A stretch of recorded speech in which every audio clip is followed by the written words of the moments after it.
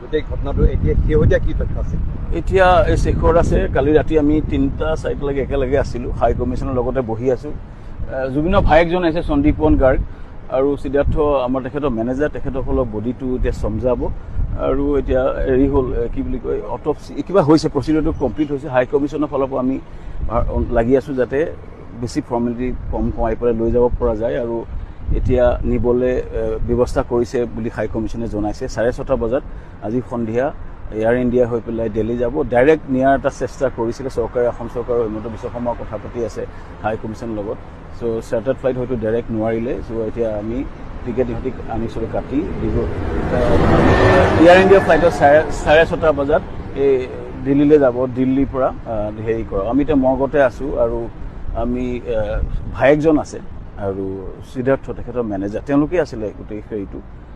চ' ঘটনাটো যদি কোৱা হয় মানে জুবিন গাৰ্গে আমি যিটো নৰ্থ ইষ্ট ইণ্ডিয়া ফেষ্টিভেল কৰোঁ ছিংগাপুৰত, আমি উত্তৰ পূৰ্বৰ গোটেই উদ্যোগীসকল লৈ আহোঁ, ইয়াৰ বায়াৰ চেলাৰ্ছ মিট হয় আৰু খুব ডাঙৰ স্কেলত হয়। চ' জুবিন গাৰ্গে খুব ভাল পায় বস্তুটো যে এইটো বস্তু জৰিয়তে। আৰু ইয়াত আমি যেতিয়া বেংকক কৰিছিলোঁ তেতিয়াই ফ্লাইটটো আৰম্ভ হৈছিলে আৰু তেতিয়াৰ কাৰণে গৈছোঁ। চ' আমাক মাতি আছে মৰ্গত যাব লাগিব, তাৰ কাৰণে মই কৈ গৈছোঁ আমাৰ পৰিৱেশটো অলপ হেৰি। মই কথাখিনি কৈছোঁ মই এটা শেষ কৰি যাওঁ। চ' তেখেতে খুব আহিব বিচাৰিছিলে, আহোঁতে চিধা জুবিনে ভায়েকক লৈ আহিলে যে তেওঁ মোক কয় যে মই যাব বিচাৰিছোঁ ছিংগাপুৰ আৰু তেওঁ ভায়েকক লৈ যাব খুজিছে। তাৰপৰা ইয়াকো ক'লে এই শিখৰ বেণ্ডটো লৈ অহা নাই, তেওঁলোকে আহিব বিচাৰিছে। আহি পেলাই মোক ক'লে মই ৰিলেক্স কৰিম, তেওঁ মই সেইকাৰণে থকা চকা ব্যৱস্থা। কিন্তু মোৰ লগত প্ৰায় 400মান মানুহ আহিছে, চব উদ্যোগী অৰুণাচলৰ, নাগালেণ্ডৰ, মেঘালয় বহুত মানুহ আহিছে। আমি সকলোতে মই তাতে ব্যস্ত আছিলোঁ আৰু অনুষ্ঠানটো কালিৰ পৰা জুবিনে গান গোৱা নাছিলে, এইটো কোনোবা ভূঞা তেখেতে কৈ আছে যে ৰাতি গান মিছা, সেইটো ভুল কিছুমান তথ্য হৈ আছে। তো জুবিন গাৰ্গে কালি আমাৰ অনুষ্ঠান চলি আছিল এখন বিজনেছ মিট। সেই মিটখনত আমাৰ উত্তৰ পূৰ্বৰ নেতৃত্ব লোৱা মিটিং, আমাৰ গোটেই টিমটো তাতে আছিল। আমি তাত কোনো পধ্যে নাছিলোঁ, আমি গমেই পোৱা নাছিলোঁ এই প্ৰগ্ৰেমটো।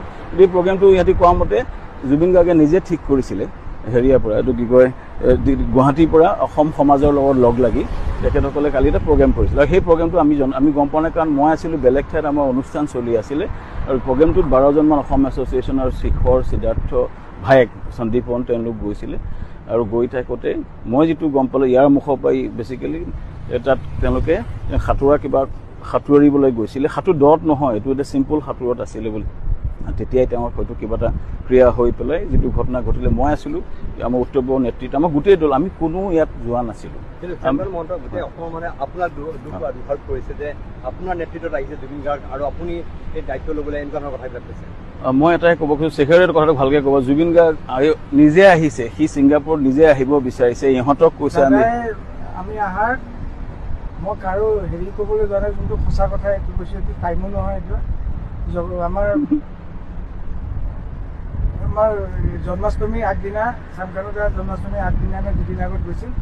কৈছে মই যাম, মোক এনেকৈ কৈ থকা শুনিছোঁ, আমি যাম, শেষৰ তই ওলাবি, সন্দীপন কেতিয়াও বাহিৰত যোৱা নাই ইণ্টাৰনেশ্যনেল টুৰ, তাকো লৈ যাম, এবাৰ দেখাই আনিম। আৰু অনুষ্ঠানটো মোৰে অনুষ্ঠান।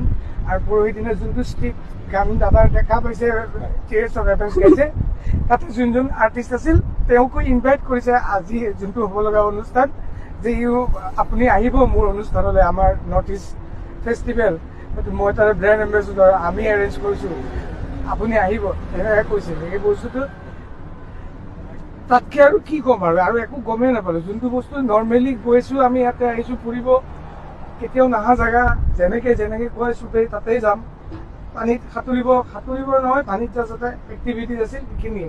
দাদাও ধুনীয়াকৈ সাঁতুৰি আহিছে, কি হৈ গ'ল একোৱেই গম নাপালোঁ। কিন্তু তেওঁ আগতে সাঁতুৰিবলৈ বা পানীৰ ভিতৰত খেলিবলৈ মানা কৰা আছিল বুলি কৈছে মানে।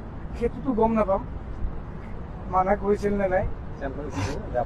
মই একচুৱেলি নাছিলোঁ তাতে। মই আপোনাক জনাইছোঁ মোৰ লগত 400জন মানুহ আহিছিলে। চ' আমাৰ বিভিন্ন বাণিজ্য সম্পৰ্কীয় মিটিং চলি আছিল, উত্তৰ পূবৰ ডাঙৰ নেতাসকল আছিলে, আমি তাত আছিলোঁ। আমাৰ দলটো কোনো নাই যোৱা, আমি একচুৱেলি গমেই পোৱা নাছিলোঁ এই অনুষ্ঠানটো অসম এছ'চিয়েশ্যনে পাতিছিলে, আমাৰ ছিংগাপুৰস্থ অসম তেওঁলোকে লৈ গৈছিল। তেওঁলোকে বেয়া ভাবি লৈ যোৱা নাই, তেওঁলোকে জুবিন গাৰ্গে নিজে কথা পাতি তেওঁলোকৰ লগত গৈছিলে। এইটো এওঁলোককো মাতি, মই ৰাতিপুৱাৰ পৰা আমাৰ বহুত দূৰত আছিলোঁ, মই যেতিয়া গম পালোঁ লগলে এতিয়া তাৰপিছত আমিয়ে লাগি আছোঁ ইয়াত, গোটেই প্ৰচিডিউৰটো আমি লাগিছোঁ। কিন্তু মই এটাই জনাব খুজিছোঁ, এই ঘটনাটোত প্ৰথমতে মোক যে দুখ দি আছে, মই উত্তৰ এটাই দিব খুজিছোঁ, শ্ৰদ্ধেয় ৰাইজ, আমি মোক নিজে আহিছে, মোক এতিয়া মৰ্গত মাতিছে, তেখেতে নিজে আহিছিলে অনুষ্ঠানটোত, আহি পেলাই তেখেতে আমাক কৈছে যে ভায়েকক লৈ যাব, এতিয়া মোক মাতিছে মৰ্গত, তেখেতে বস্তুটো বডিটো আমি লৈ পেলাই ব্যৱস্থা কৰিছোঁ। মই ৰাইজক এটাই অনুৰোধ জনাইছোঁ, আমি বহুত বিধ্বস্ত হৈ গৈছোঁ গোটেই বস্তুটো, মোৰ কাৰণে আটাইতকৈ দৰকাৰী মানুহজন ইমান মৰম কৰিছিলে, ত' সেইটোৱে ডাঙৰ কথা। বাকী এই অনুষ্ঠানটোত তেখেত গৈছে, মোৰ কোনো তাতে ভূমিকা নাই, মই গমেই নাপাওঁ তাত যোৱাটো। অসম এছ'চিয়েশ্যনৰ লগত গৈছে আৰু ঘটনাটো ঘটিছে, তাৰ কাৰণে মই ৰাইজক হেৰি কৰিছোঁ যে আমাৰ যদি কিবা ভুল হয়, কিন্তু মই ভাবোঁ যে আমি যদি কিবা আমাৰ ফালৰ পৰা মই এটা ক্ষমা খুজিছোঁ যে তেখেত উপায় যদিও নিজে আহিছে, কিন্তু আমাৰ তাতে আহিছিলে, তাৰ কাৰণে মই এটা ক্ষমা খুজিছোঁ ৰাইজক।